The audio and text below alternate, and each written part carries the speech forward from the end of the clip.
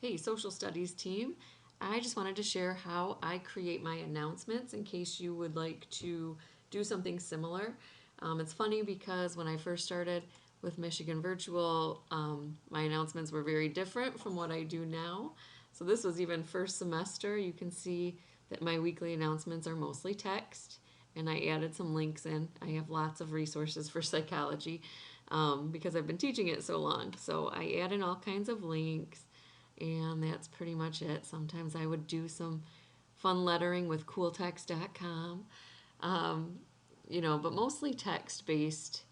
And then as I started learning more from other team members, I learned how to do some of the image type announcements like you see here. So I would create this in a Google Drawing and then save it as an image and then upload the image. And we've found out that those are not very accessible for students who have disabilities and might need a screen reader.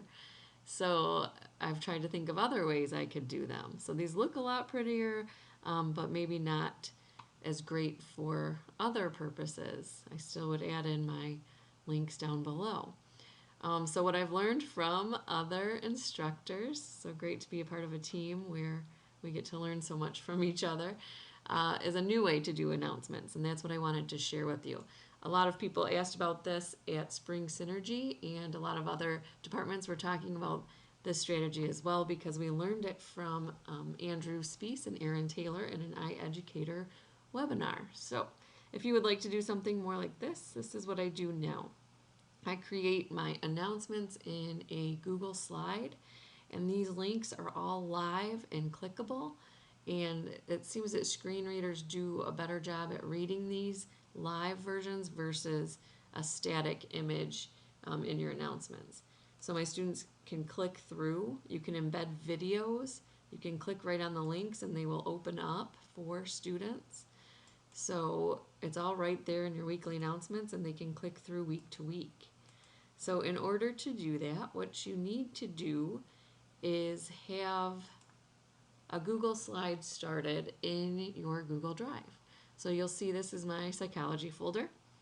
Here's a slideshow that I call template of announcements for psych. And then here's another one that's just labeled announcements. These are my live announcements, and the template is where I build them, because anything I put into my live announcements are going to show up right away automatically in my course. So I'm going to build the announcement in the template.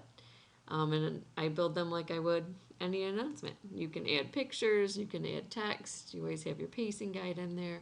You can make all of your links live and they'll open up in a new window, which is awesome.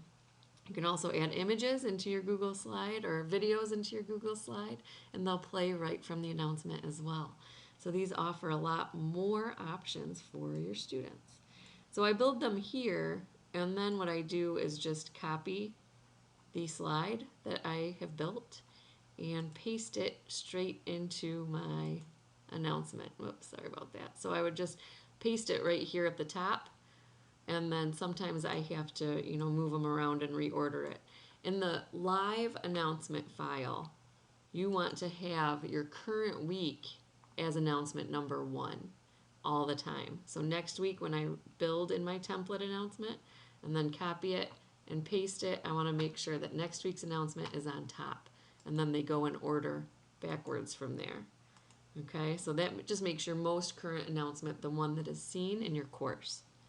So once you have your announcements, how you'd like them to look, you just go to File and then Publish to the Web. And you have the option to link or embed. Click Embed. It will change it automatically. It'll advance your slides, so I make it as long as possible. And then you copy the HTML text here. Then you can go to your announcement, and when you create your new announcement, what you do is you can either click on HTML and paste that code here,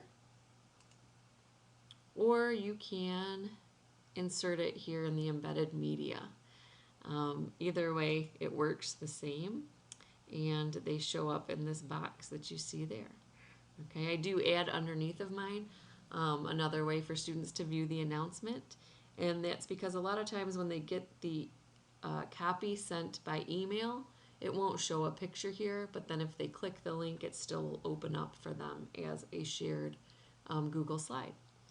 So you submit it, it'll send them a copy right away that they should check that out, and they're going to see it again, and it shows up just like that.